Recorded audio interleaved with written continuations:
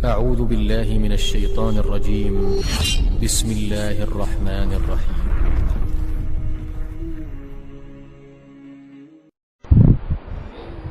اور ہدایت اور برکت جس نعمت جب بندے کو مل گئی واقعی اس دنیا میں جنت کا مزہ آئے. ہدایت کی وجہ سے وہ گناہوں سے محفوظ رہے گا اور برکت کی وجہ سے وہ پریشانی سے محفوظ رہے گا. آج دنیا میں پیسے بہت بڑھ گئے ہیں لیکن برکت ہے؟ برکت ہر شخص رو رہا ہے, ہر شخص پریشان ہے,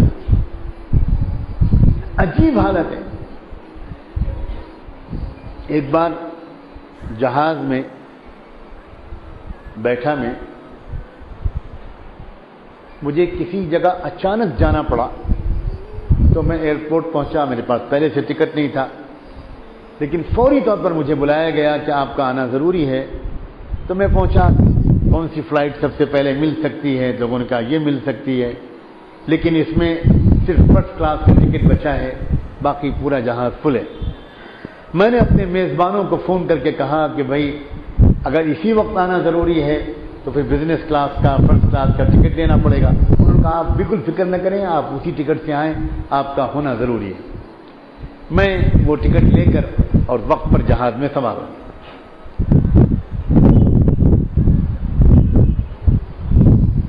لیکن جہاز لیٹ ہوتا چلا گیا, 10 منٹ, 15 منٹ, آدھا گھنٹہ.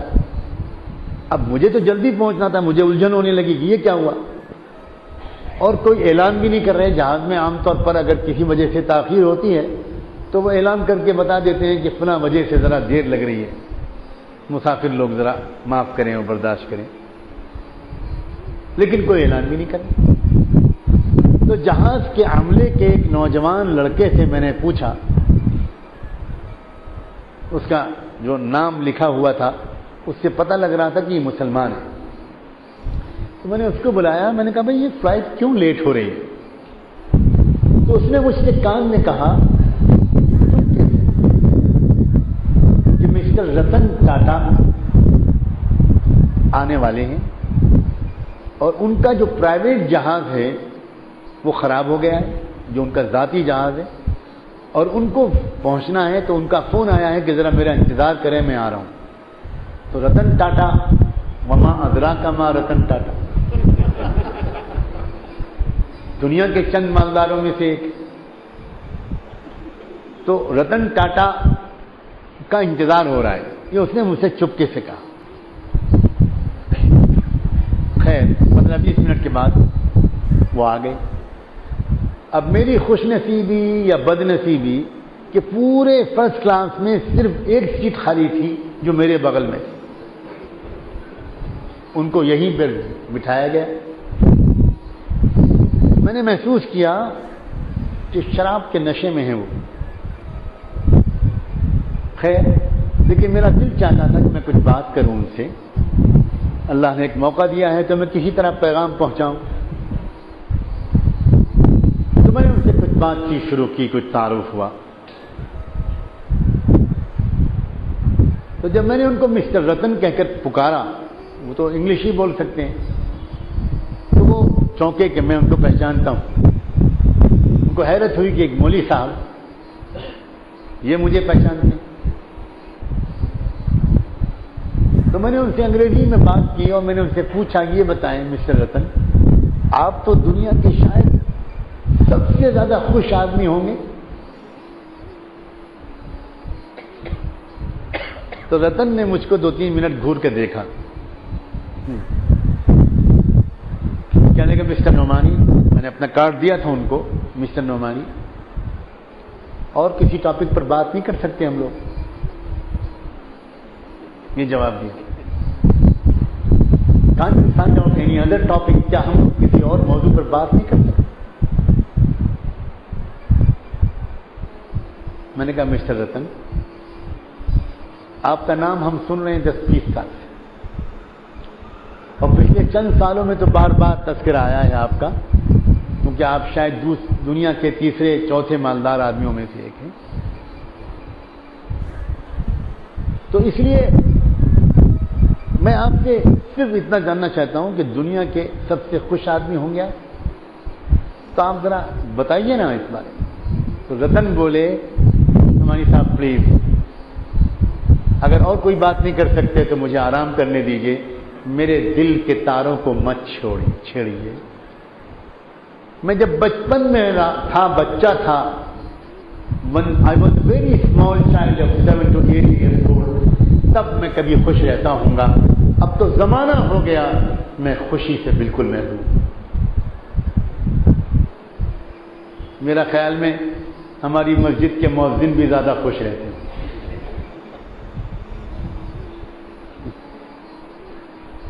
بی بی سی کا انگریزی کا ایک نمائندہ تھا دلی میں, مارک کیلی, پوری ٹیم کا سربراہ تھا.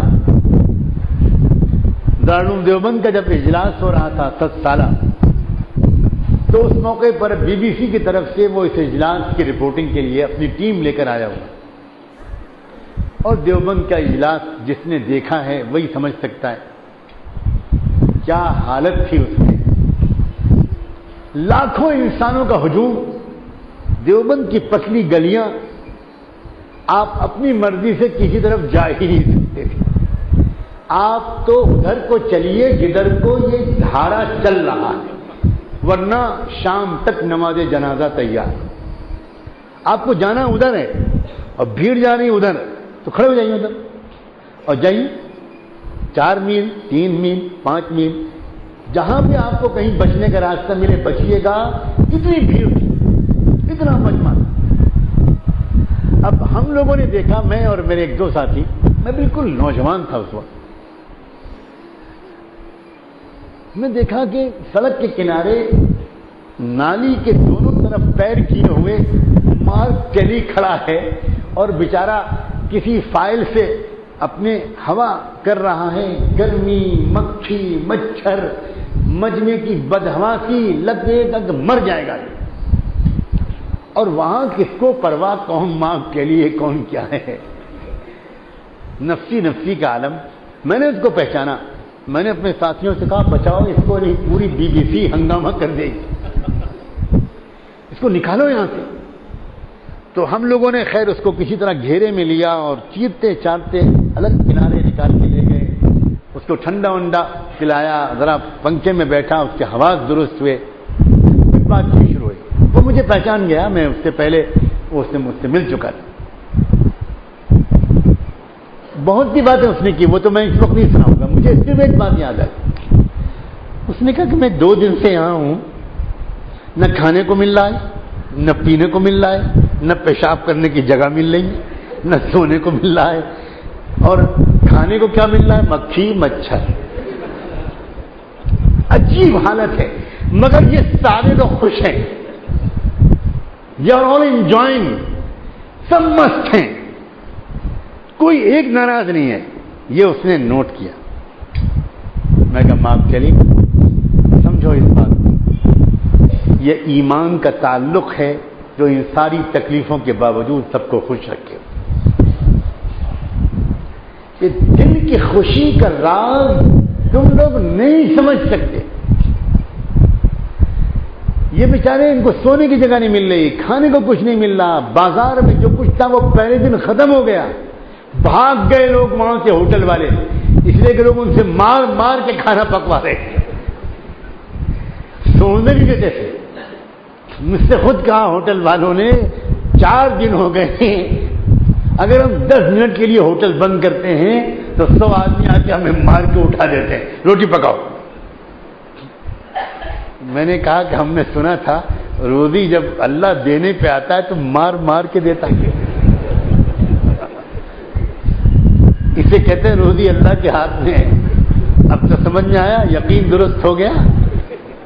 ہاں, روزی اللہ کے ہاتھ میں ہے, نہیں لوگے تو پٹائی ہوگی. یہ یقین مانو, ٹوٹا پھوٹا جو دین ہمارے پاس ہے, یہ اس کی وجہ سے بھی ایک عام مسلمان دوسروں کی بنسبت زیادہ خوش ہے. ایک مدرسے کا طالب علم, ایک مدرسے کا مدرس, ایک مسجد کا امام اور مؤذن چھوٹی سی تنخواہ پہ کام کرتا ہے, لیکن یقین مانو اس کو خبر ہو یا نہ ہو یہ ہزاروں رتن ٹاٹاؤں سے زیادہ مست اور خوش زندگی گزارتا ہے۔ کاش اللہ سے اور تعلق مضبوط ہو جائے، تھوڑا سا اور تقویٰ مل جائے، تھوڑا اور نمازوں میں جی لگ جائے، تھوڑا اور کسی اللہ والے سے محبت ہو جائے، کسی اور اللہ والے کی نظر ہمارے دل پر پڑ جائے، کوئی اور ہم کو ذکر سکھا دے، کاش کہ کچھ تہجد کی دولت بھی آ جائے، تب تو دنیا میں وہ مزے آئیں کہ اگر آخرت میں جانے کا وقت آئے تو آدمی فرشتے سے صرف اتنا کہے گا شوق سے لے چلنا، مگر ایک بات بتا دو، جنت میں تہجد پڑھنے کو ملے؟ یہ لذت ہے نماز میں، یہ لذت ہے تلاوت میں، یہ لذت ہے تقوی میں، مزے۔ ثواب کا ذکر تو آپ نے بہت سنا ہوگا، آج میں ثواب کا ذکر نہ کر کے تقوی میں اور عبادت میں چھپی ہوئی خوشیوں کو بیان کرنا چاہ رہا ہوں۔ خوشیاں ہیں اس میں۔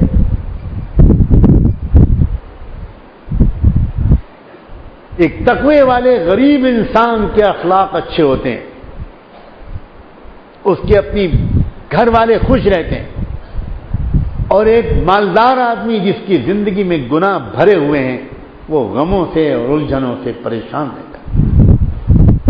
پورا بیان صرف اسی موضوع پر رکھنے کی میں نے کوشش کی ہے، صرف یہ سمجھانے کے لیے کہ لوگوں اپنی آپ پر رحم کھاؤ، اپنے ماں باپ کو خوش کرو، اپنی بیویوں کو خوش رکھو، اپنے بچوں کو خوش رکھو، گھروں میں مسکراہٹوں کا ماحول، ہنسیوں کا ماحول، خوشیوں کا ماحول، خوف اور دہشت کا ماحول نہیں ہونا چاہیے، خوشیوں کا ماحول ہونا چاہیے۔ اور یہ خوشیوں کا ماحول تب بنے گا جب آپ خود اور گھر والے سب اچھی نماز پڑھیں، نماز شوق کے ساتھ پڑھی جائے، انتظار رہے نماز کا، لذت آئے نماز میں، لمبا سجدہ، لمبا رکوع، دیر تک دعا، ایک وقت ہو کم سے کم 24 گھنٹے، ایک وقت ہو۔ آخری بات، یہ دولت جو ہے دیکھو اس زمانے میں یہ ماحول بالکل اس کے الٹا ہے، اس لیے اس دولت کو تلاش کرنے کے لیے کسی نہ کسی ایسی زندگی کو قریب سے دیکھنا پڑے گا جو تقوی کی وجہ سے خوش رہتی ہو۔